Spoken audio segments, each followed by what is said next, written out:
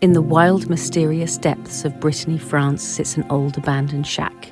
Surrounded by ancient oaks and home to all manner of forest dwellers, it is here that we meet to share our stories. So pull up a seat, swing that light, grab your favourite beverage as we share another tantalising tale in the Freakin Shack.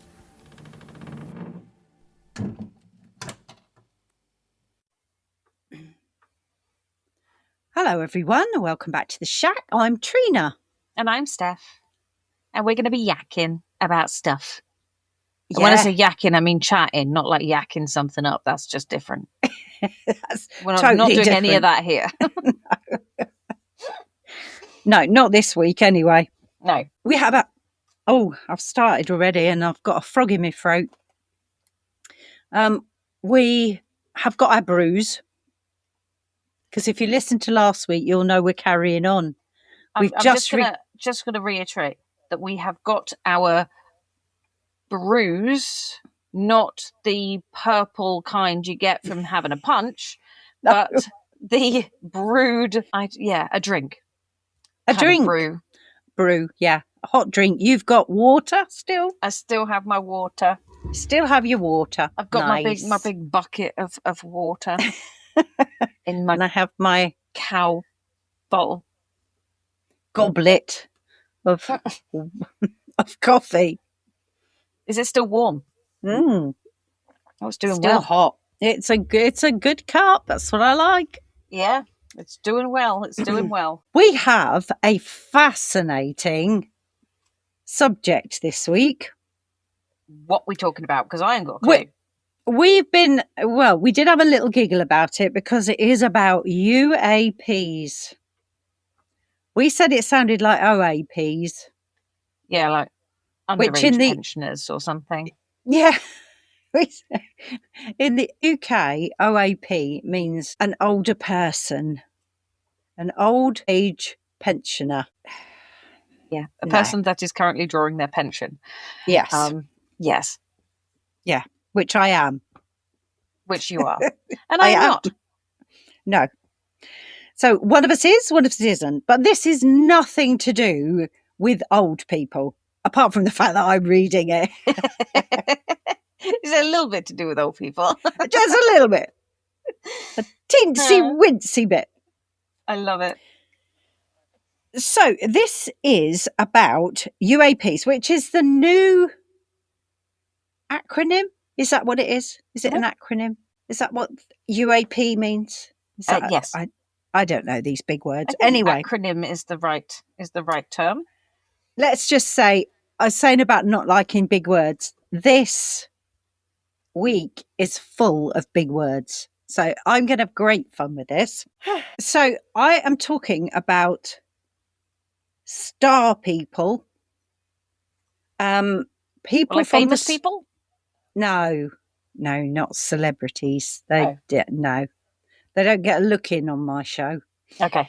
Unless they're very nice and they want to come and talk to us for nothing, then they might let me in. Right, let's get on with this because we've sort of hinted at UFOs and things before, but not so much. So I think it's quite a nice way to sort of ease ourselves in this one. And the question is, what if they didn't all come with the same purpose? Like you're thinking? What if some came to guide us, teach us, some came to observe, and some came to examine who and what we are and what we might become? Or are they all the same, doing different jobs? I like your thinking on this. Yeah. I have thoughts on this. So yes, I'm keen. Go ahead. Okay. So 3 questions, 1 triangle. The oldest mystery humanity has ever faced. Did they come as teachers in the ancient world? Do they watch us now from the shadows? Or are some of them actively experimenting on us? And are these even the same beings at all? Are they from different worlds or different places, different realms, different dimensions? Love it. The ancient aliens as teachers hypothesis, see, new, big word to start with, has its roots in Eric von Daniken's 1968 bestseller Chariot of the Gods. The core claim was that extraterrestrial beings visited Earth in the distant past, and they introduced civilization, architecture, and high technology. I wish they'd be able to teach me how to keep my headphones from falling off. It's because you're like me, you've got a funny shaped head. I have to sit mine so far back. I have a very small head, and even I ought to get child ones, really. Yeah. I've lost myself now. Explaining achievements in language, mathematics, science, and architecture, like the Egyptian pyramids, Pampanuku, Teotihuacan, and Stonehenge. I've got some others, and I've actually written the words out, so I know how to say them. The evidence that people point to is the Anunnaki. That's the word. Sumerian texts describe beings who came down from the sky to shape humanity, among the oldest written records on Earth. Wow. I like it. Now, I've got more big words. The Quetzalcoatl. The what now? The Quetzalcoatl and the Mesoamerica are the Maya and the Aztecs describe feathered serpent gods arriving with knowledge of calendars, astronomy, and agriculture. My life. Okay. Yeah. And universal mathematical patterns, the Mayan calendar, the golden ratio, and Egyptian design, the flower of life and geometry, are consistent across cultures separated by vast oceans, all pointing back to the stars. So, like, where the hell did we learn all this stuff from if it wasn't from one particular place? Ancient observatories. These are fascinating. I've had a look at some of these on YouTube, and they are incredible. Ancient observatories for the stars. So you've got Stonehenge. You've got the Nabta Playa, the Göbekli Tepe. My life. Yeah. And these all track solstices, eclipses, and stellar alignments with precision that staggers modern engineers. So these places are just laughing at you saying engineers. Engineers. Not engineers. Engine. Not engineers. Engineers. Engineers. I don't care how I say it. I know what I mean. And you know what I mean. And I know what you mean, so it's fine. We just have to clarify for our listeners that, yeah. Engineers. Right. The Book of Enoch and angels as teachers. The biblical watchers that descended to teach humans metallurgy, astronomy, and medicine have been interpreted by some as literal extraterrestrial contact. Extraterrestrial contact. Okay. Yeah. But when it came to medicine, which part of medicine are they talking about here? These are talking about ancient medicine. So because I'm just thinking that, like, if it was like there were some basics, right? That we got wrong quite a lot as a human race.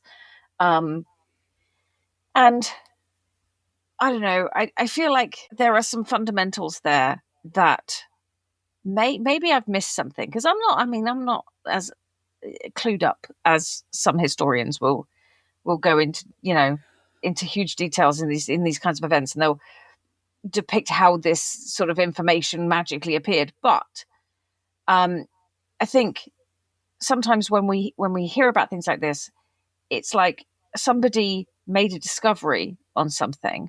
For instance, there was a chap that ran out of I can't remember what they were using, a certain oil or something they were using to cauterize wounds, clean wounds, things like that.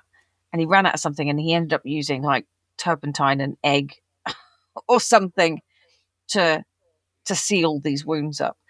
And it ended up sort of developing into this sort of clotting agent that they use now. And it's like we made so many mistakes through medicine that we learned along the way.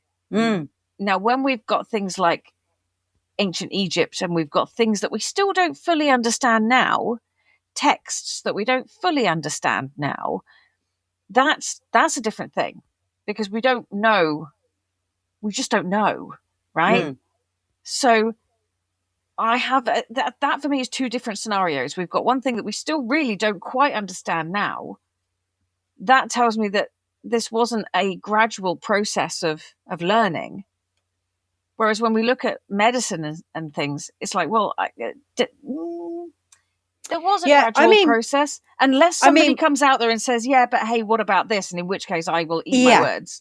And I think there's probably more to look at this, because it was like some of this, you look at it and it could be like taking us way back to like when the healers were using like natural ingredients in flowers and plants. Was that more about what it is? I haven't looked into the details of this yet to actually understand. I did start to look at the Nabba Playa, which is an area which is built similar to Stonehenge, in actual fact. Yeah, you'll probably be able to look that up. I can give you the spelling of it. The Nabta Playa, and you can have a look. Okay. With my posh new video thing, I may be able to put a picture up of it. You never know. What is it? So then the Nabta Playa is spelled Nabta. I've got it. You've got it. Yep. It's a series of standing stones.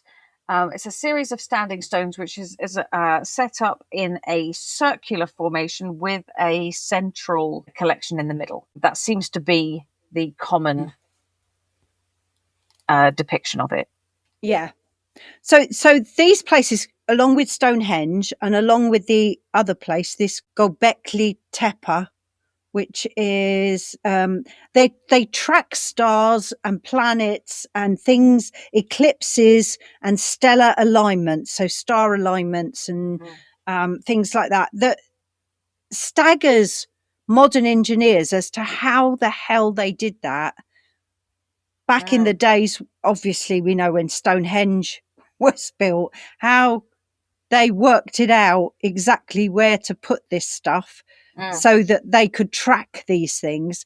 And plus also there's like drawings, even down to cave drawings, where there are weird drawings of like space type creatures coming down from the sky, which all obviously set the questions like, was there or wasn't there? Did they come and teach us or didn't they? Well, I think, and this is the thing, because as much as I have issues with some of it, because I just feel like we have had a gradual progression of knowledge, some of these things we really haven't. We've made leaps, right?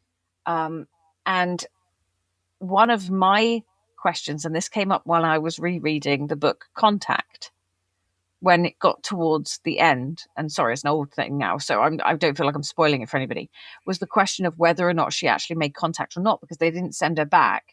And I say her because the movie was her. It was 5 people in the book, just saying. They did not follow the same pattern, but they sent her back, and it was important because there was only one of her in the movie. Now, like I say, it was 5 people in the books, and therefore they kind of had proof to each other, that they experienced the same thing. In the movie, it wasn't the case. So it was just her. So she had to try and prove what she'd seen and what she'd felt. And that was kind of impossible. And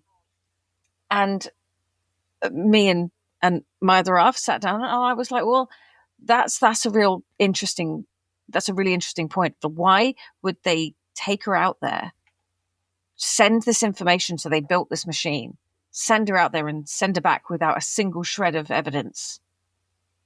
And we sat and had this conversation about it. And it's like, if they had given them proof of this, right, then the civilization back on that planet wouldn't have to do any more growth in order to know this, that, and the other.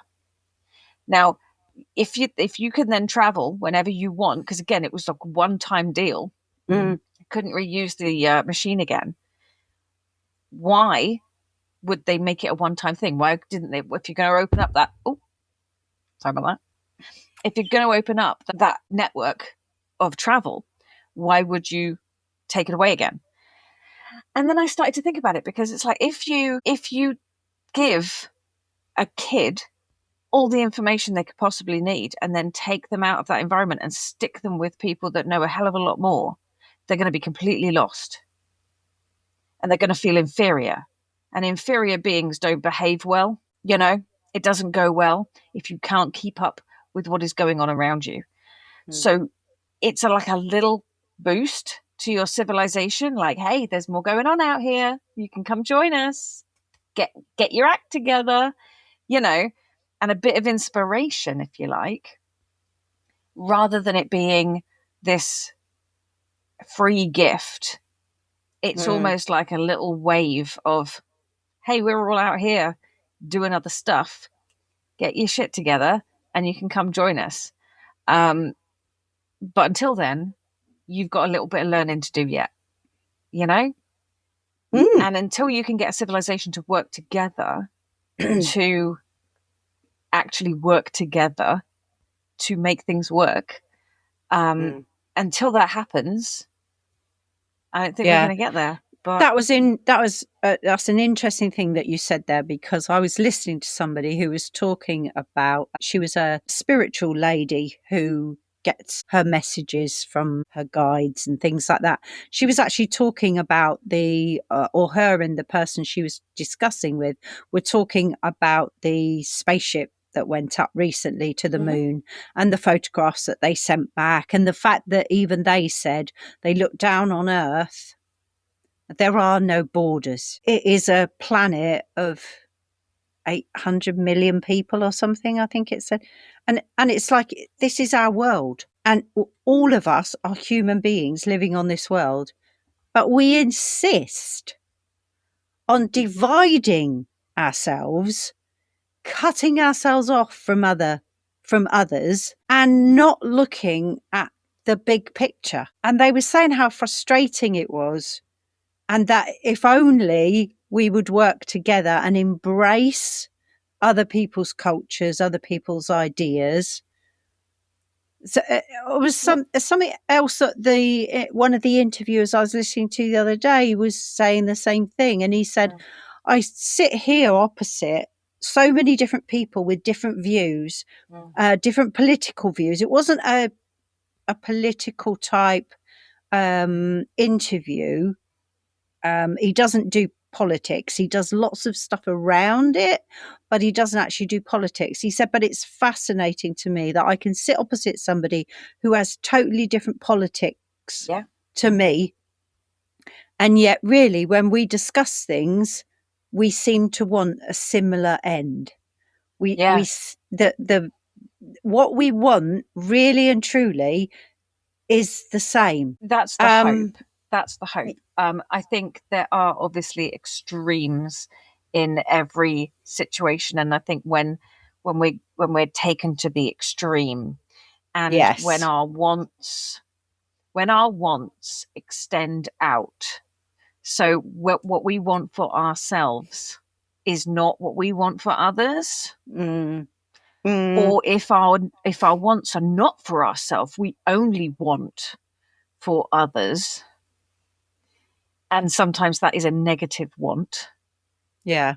I think that's, when those extreme things come into place, when we're actually looking for one thing for ourselves and another thing for somebody else, that's when there are issues for me. But this is the thing. There are 8.3 billion people on this planet.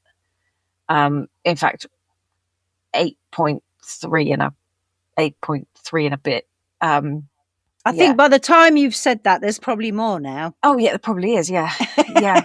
But this is the thing. It's like when you go up into space and you look down at this tiny little ball that's just sitting there doing its thing, and it's like, and all of these people are all fighting amongst themselves. And is it any wonder that other civilizations out there are going, do you know what? Give them a bit more time, guys, because this ain't gonna, this just doesn't wash. We don't want to get involved with that. They need a bit more time. They need a bit more time. I've got like a skeptical angle on this, which you might be quite interested in, is looking at archaeology demonstrates that ancient monuments were built through human ingenuity, coordination, labour, and gradual innovation, which is true.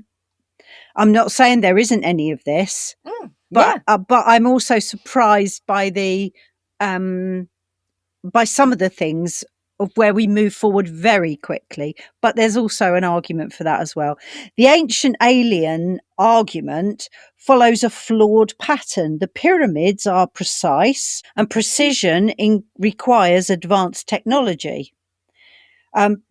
Humans without machines couldn't have done it. This skips millennia of accumulated knowledge, trial and error. So that hasn't accounted for the fact that there was millennia before that where maybe we built things that didn't last or did things wrong. So accumulated knowledge, trial and error, and extraordinary organizational genius. And there are geniuses that appear on the earth. And you can't get away from it. We talked a little bit about it before when we said about people who we believe maybe lived before. So may have this knowledge already. Those ideas also crystallized during the Cold War amid fears of nuclear annihilation and the space race. It also happened during the World Wars. Technology just increased incredibly during those wars because there was a need for them to be. This is the thing. This is the jumps that are quite often made are jumps because of necessity. Changing in farming techniques and the Industrial Revolution and all these things, they changed because there was need of it. See a need, fill a need, and all that. So having a look here, so that one was the teachers, looking at the teachers in ancient times. This one here, this is point 2. So point 1 of the triangle was the teachers, point 2 the watchers. This is where theory meets modern testimony, where the conversation has shifted dramatically. The US Pentagon formally established the All-Domain Anomaly Resolution Office, the AARO. By 2022, government-sourced UAP reports had risen to over 510, with nearly half still unexplained. And this is no longer fringe territory. So they've admitted that there are things out there they cannot explain. Former Defence Intelligence Agency official and UAP Task Force Director Jay Stratton said, "I have seen with my own eyes non-human craft and non-human beings." And former NOAA head admiral Tim, I think his name is Gallaudet. It's a French word. So Gallaudet or Gallaudet, depending if you say the T on the end, said he is totally convinced that we're experiencing a non-human high intelligence whistleblower, David Grusch. It's difficult to say that name, Grusch, Grutch notably said never used the word extraterrestrial. He actually said interdimensional. There you go. I have lots of notes here. And he first proposed by, here we go, MIT astrophysicist John A. Ball in 1973. The zoo hypothesis states that extraterrestrial life intentionally avoids communication with Earth to allow for natural evolution, just as we observe animals in a zoo without interfering. I question that, because animals in a zoo are going to act totally differently. Absolutely. I was just about to say, animals are in a zoo, they're already interfered with. Yeah. Their natural behavior is not natural behavior Yeah. anymore. What you see is a reflection of what you put them in. Yeah. So maybe not. I do understand maybe the not zoo. quite in that way, but no. But I can understand them watching us from afar, like we would watch animals from afar in nature, in normal habitat, having been left alone. Yes. That I do understand. Earth may be a galactic wildlife reserve. In 2024, astrobiologist Crawford and Schwartz Mackuk updated the theory in Nature's Astronomy, dubbed Zoo 2. I quite like that. Zoo 2. Ball's laboratory hypothesis goes darker. We're not just being watched, we're the experiment. And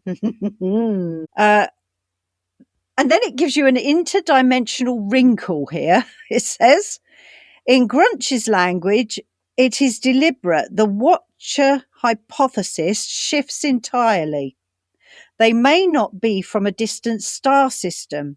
They could be occupying a layer of reality alongside our own. Harvard researchers have also proposed that the extra-terrestrial hypothesis, I sounded like a scientist doing this, intelligent beings concealed underground on the moon or walking amongst us. One researcher even argues the beings are us. We are future humans, time traveling back to observe our own origins. I was just actually having a look through here because there is a thing in here about pondering the sorry, this is in my little book of positives. All right. And there's a thing in here about what people have said regarding the meaning of life and pondering. And in terms of us saying about extraterrestrials and other sort of life forms and the fact that we're so small. There's one in here that was written by a Roman philosopher, and he said that no man can live happily who regards himself alone, who turns everything to his own advantage. Thou must live for another if thou wishest to live for thyself, which is quite interesting. I quite like it. And then there's other things in here that there was an American philosopher and psychologist called William James, and he said the greatest use of life is to spend it for something that will outlast it. Again, really nice thing.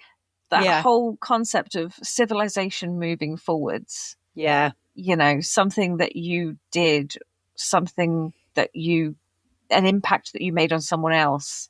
Because I do consider that is something that will outlast it as well. You know, that an impact that you make on somebody else, on a child who is going to outlive you and hopefully influence other people. You know? Absolutely.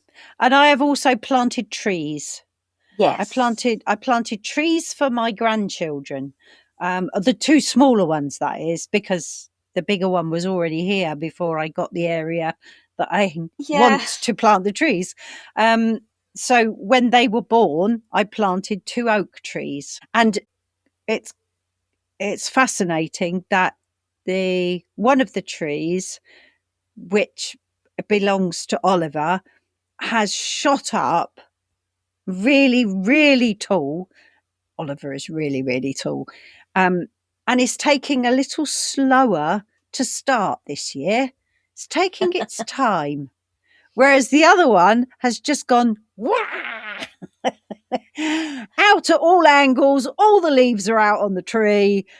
They are the same trees and they are next to each other. And So you're they're in the just same like, environment, same thing. yeah. And you're just let's like, face are it, they? a tree that is fairly explosive represents Elwyn quite well, I think. It does perfectly. Yeah. I thought, yeah, the two trees just suit them down to the ground. Yeah. The skeptical angle of this, I did try and get that on all of these. The zoo hypothesis requires a vast galactic scale conspiracy of silence. Oh, interesting. Every advanced civilization has to agree never to make contact if all they're doing is observing. Yep. As physicist Daniel Whitestone notes, when was the last time anybody worked together to keep a secret? The hypothesis is also unfalsifiable by design. The absence of contact itself presented as the evidence. So projecting human motivation into alien civilizations may also be a fundamental error. It's a bit like us saying God is made in our image and then saying that God does things like human beings. Yeah. Yeah, just because we think that's what we would do does not mean to say that's what yeah. And I do come back to my comment on I don't know is still an answer. Yeah. So, point 3, the experimenters. Active contact. This is the darkest point of the triangle and the one with the most personal documented human testimony. Whatever is happening here is not passive. So I've got some accounts here. Bett and Barney Hill in 1961.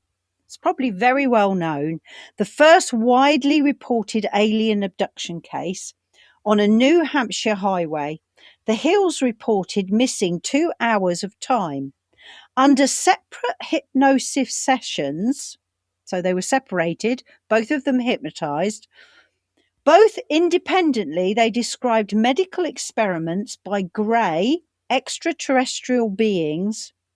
Barney drew detailed sketches of the beings before such imagery was widespread in culture. Hypnosis tapes and physical evidence are preserved at the University of New Hampshire Special Collections. So that was 1961. 1975, and I have seen a little YouTube thing about this one. Travis Walton, a logging crew of 7, witnessed a UFO in Arizona's Apache Sitgreaves National Forest. That's obviously the name of it. Walton approached and was struck by a beam of light. He was missing for 5 days, during which a formal murder investigation was opened.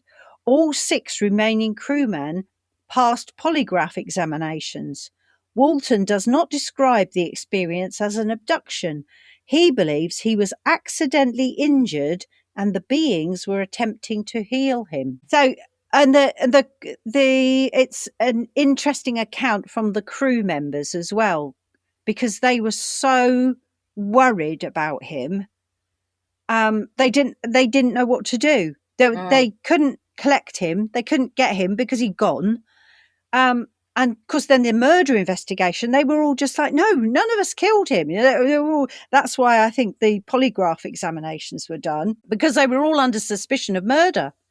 And then 5 days later, he walks back in. It is a fascinating story. Well, I mean, there's 2 particular quotes that have been said before. Now, one of the quotes was an Agatha Christie quote. She said one thing. And the other one is an Albert Hubbard quote. And I'm not sure who said it first, but they're both very similar.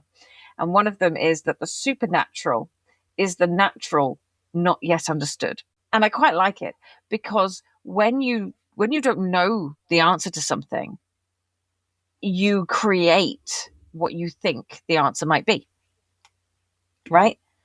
So whether that is because aliens, because God, because whatever, right?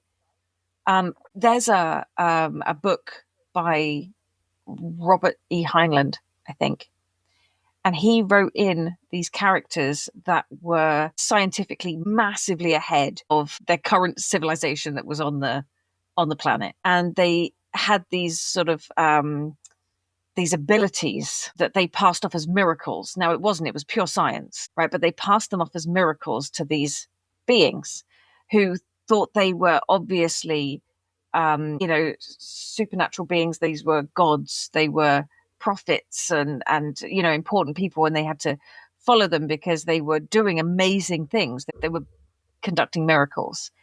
And it was written from these people's points of view, who were like, this is really funny. They think we're great. Like, they think we're wonderful. And it's because they don't understand what they're doing. So these people see magic. These people see miracles, where the people doing it go, well, I know exactly how this works, and we can do it whenever we want, Yeah. And it's really interesting. It's really interesting. Because it is like the supernatural is just the natural world, but we just don't quite understand it yet. Someone was talking about something similar the other day about these things that we don't understand, and they were like, it would be like us turning up, going back into the 1600s. If we were to time travel back, to the 1600s with an iPhone and take film of somebody and show them, and get AI to make a picture of it. Do you know what I mean? It would be magic. Yeah, absolutely. And I mean, even if you were to take that type of concept and take it back 50 years. Before we had such things as internet. All right, the internet was starting at that point, but it wasn't available to the public. It was in major sort of classified situations. It had to be in big buildings because it was the size of an aircraft container. I mean, you're talking, these computers were massive. Yeah, absolutely. And some I can't remember his name, but I know a man who said that why would the general public want something like a computer in their home? Yeah. Okay, I've got the bigger pattern here. It says Harvard psychiatrist and Pulitzer Prize winner John Mack spent years interviewing abductees, concluding that the vast majority were psychologically healthy, credible individuals describing genuine, inexplicable experiences, reoccurring elements across thousands of independent accounts that were missing time, medical examination, reproductive sampling, and, most intriguingly, messages about environmental destruction on Earth. So that was quite a pattern that was coming from the people that he interviewed. The skeptical angle, here we go. A Columbia University psychoanalysis proposed that accidental awareness under general anesthesia, so waking during surgery, could produce disassociated memories later, reframed as alien encounters. I find that difficult because surely you would know that you were going in for an operation, or somebody else in your family would know that you went in. So they would say, no, you weren't abducted by aliens. Don't be so daft. You went to the hospital. Do you remember? Look, here's your appointment for the tumour that you've had cut out today. A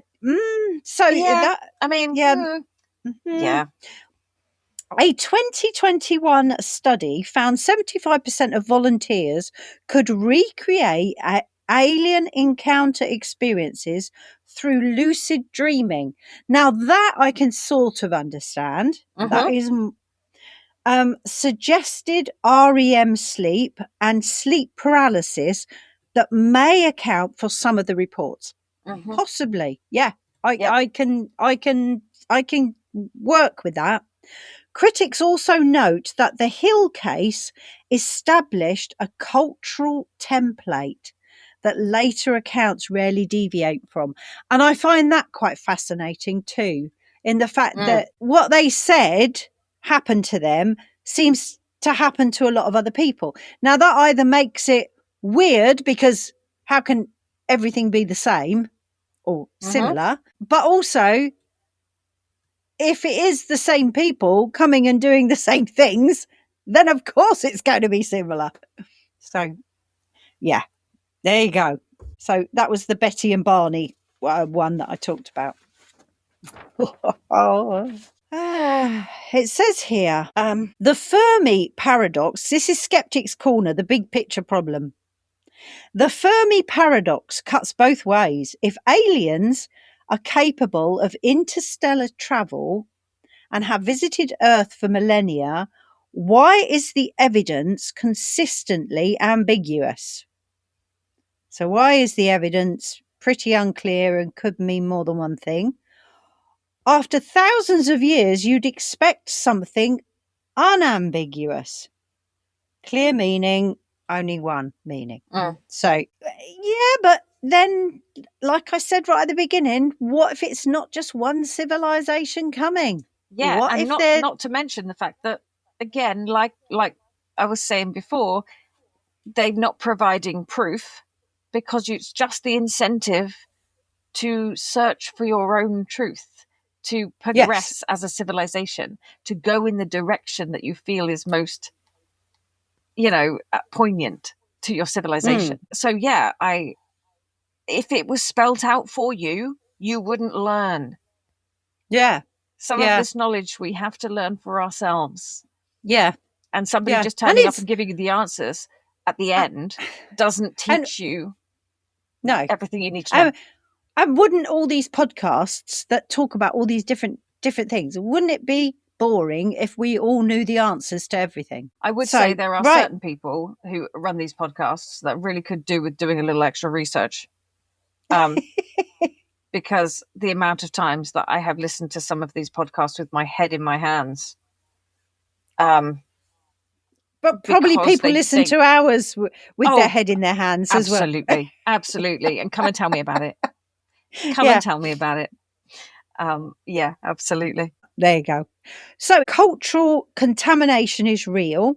The Hill cases created a template, which they did. The grey people, missing time, medical examinations that later abductees rarely deviate from. Is this shared experience or shared storytelling? Then the motive projection is dangerous. Every hypothesis assumes alien civilizations have motivations mapping onto human ones. A civilization millions of years more advanced may operate on principles so foreign that our entire framework is wrong. So again, us putting our thoughts, our feelings, our expectations onto another civilization, saying, oh yeah, that's what they're doing. That's what they're doing. No, it could be totally, they're sitting up in their spaceships going, no, loves, nothing, no. Yeah. we're definitely, don't be daft. Yeah, we're definitely not doing that. But pulling it all together, here's the genuinely fascinating thought to end on. The 3 points of the triangle might not be in conflict at all. What if we're looking at the same phenomenon at different stages of a relationship? So teachers from the ancient world become gods. The relationship is open. The watchers, they pull back. Disclosure would corrupt the data. So they don't. Yeah. Earth becomes a reserve, and observation without interference serves their purpose. And then the experimenters, even within a watching protocol, some interaction continues. Biological sampling, genetic monitoring, not necessarily malicious. Harvard researchers have seriously proposed that being behind UAPs may be that beings behind UAPs may be concealed right here on Earth, underground, on the moon, or walking amongst us. One researcher argues that they may be future humans. This is coming back to what we mentioned before, time traveling back to observe their own origins. If true, the alien-human distinction collapses entirely. The honest conclusion, we don't know. There you go. We don't know. But for the first time in human history, governments, academics, and credible military witnesses are all saying the same thing. Something is here. Something has been here, and we don't know what it wants. That's the truth of it, isn't it? As much as we know, that's it. Yeah. And it says that, and as I've put here, that's not nothing. That actually is the most interesting place to be. Absolutely. Absolutely. We're still finding out. We're still discovering. Still learning. It's a bit like the very early explorers that went out to different islands and seas and across oceans to find unknown. Did you know that if you go onto Google Maps, right? Normal Google Maps, not Google Earth, just Google Maps, and you pull out from the map, right? It'll give you an option on the left-hand side to look at other places, right? Mm-hmm. So you can look at the moon, and you can look at Mercury, and you can look at the moon on Jupiter, right? Or one of them anyway. And it will zoom you in through space and show you a picture of it. And you can zoom in to that and go to all the little places that have all been named already. Mm-hmm. But there's really something for that, because to even anybody who has access to this, who has access to the internet, can take a look at this and get a better idea. Now, you can't see Earth in relation to the moon or Mercury or things like that, but it's an interesting thing for me to see everything with all this blackness around it. That there's a lot of space out there that could hold any number of answers, or just more questions. I don't know, probably a lot more questions. But it's not just us. It can't just be us. There's too much space out there. Oh, absolutely. What a waste of space. What a waste of space. Out there. Yeah. Yeah, absolutely. So, yeah, I would just encourage people to continue seeking It answers. Says, why does this idea persist? I think because people are always reporting new things happening that they don't understand. I've got down here human curiosity about the cosmos. We are curious about things that we, haven't gone to yet, or about. It's part of our psyche, I think, as human beings, wanting to know more, to I think we're naturally get more knowledge. Creatures. We are. Gaps in history invite speculation, and we love it. We love to ask questions and have discussions. We love a good mystery. We do. We absolutely do, and that, I think, this is just what it is. And it does help to blend myth with belief and possibility. Yeah, absolutely. I'm there. And I've got a few questions. It says, if visitors came, why did they leave? My question would be, have they? I like that. Are you sure? Are you sure they've left? Are you sure they've gone? And why is it cultures share similar sky being stories? I think that was the fascinating thing that I found out about when we were looking at the stone, the stone buildings, stone the structures, standing stones, that could map the stars And the fact that at the time when these were built, there were no ships traveling from one continent to another.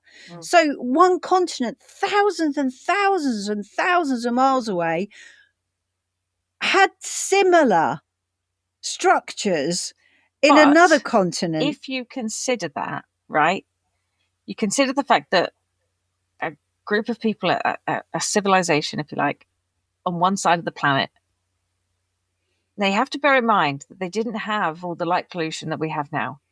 So every night, the sky lit up with these lights, and that they move, and they can see them, moving, and certain groupings being in a different spot at a different time of year, and all this kind of stuff, and they're seeing that every day or every night, as the case would be. And they don't know about the other civilization on the other side of the world because they haven't found them yet. They can't see them. They can see their sky light up at night. So it would make absolute sense that that's what they're trying to figure out. Not so much about what you're doing over there, because I don't even know you exist. I know that exists. No. Yeah. And this is why I love it when you start seeing the whole thing of like, oh, well, these people, who criticize in history and the people that worship the sun or worship the moon or worship the sun god or the god of thunder or all this kind of thing. And it's like, well, I can't criticize that because that is literally there, right? I can understand somebody that worships the sun because it's right there and it has an impact on our life. I have an issue with religion and being told that there is this magical man in the sky because I've seen no evidence at all, right? So I have an issue with that, which I'm more than happy to discuss further. But for me, it's like understanding the fact that they wanted to map the thing they could see. Yeah. And how it changed and how it moved. And I just think that's amazing. That's absolutely incredible. But it makes sense to me that they would choose to do that because they're seeing that every night and they're seeing how it changes and it moves. Yeah. So we want to know, our listeners, if you have ever had any sort of UFO. They don't call it that anymore. They call it this UAP. I did find out what it meant and I can't remember. Oh, unidentified something or other. I can't remember now. I wrote it down. Oh, I've got it. Unidentified autonomous phenomena. Okay. Yeah, there you go. What questions are still unanswered? I would say all of them. Pretty much all of them. Yeah. Has anything like this happened to you? Anything at all? Not that I'm aware of. I did have a spooky experience with something that was in the sky a couple of times. I have mentioned it before, but I think we'll go into that a little bit deeper on another day. Okay. Does anything about our discussion today change how you feel about the subject? Do you want to look into it a bit more than you have before? And where do you start?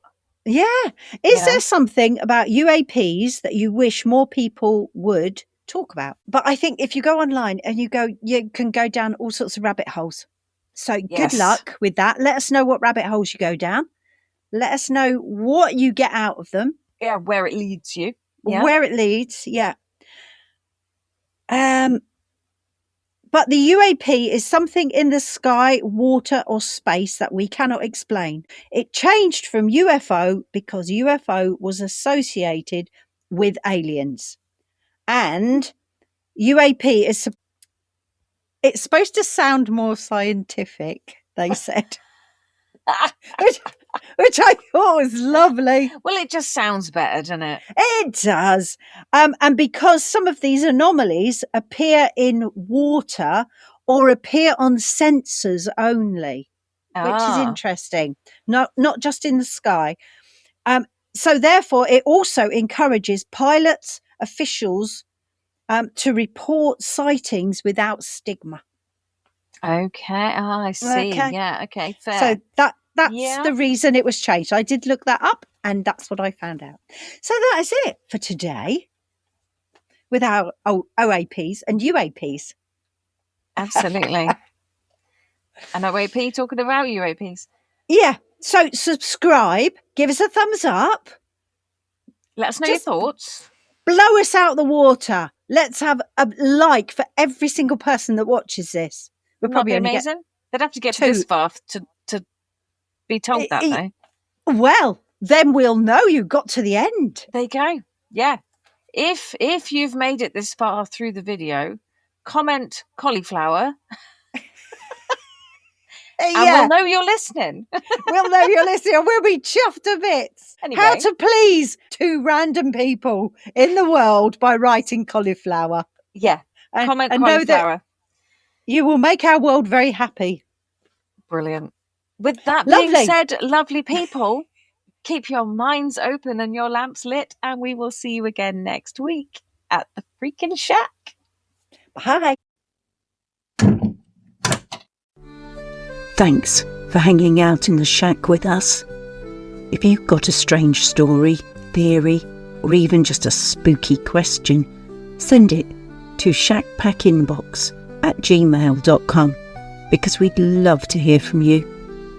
Follow us to ensure that you never miss an episode of the Freakin Shack, because listening to us is much cheaper than therapy and slightly more spooky. Until we meet again next week, Shackpackers, take care.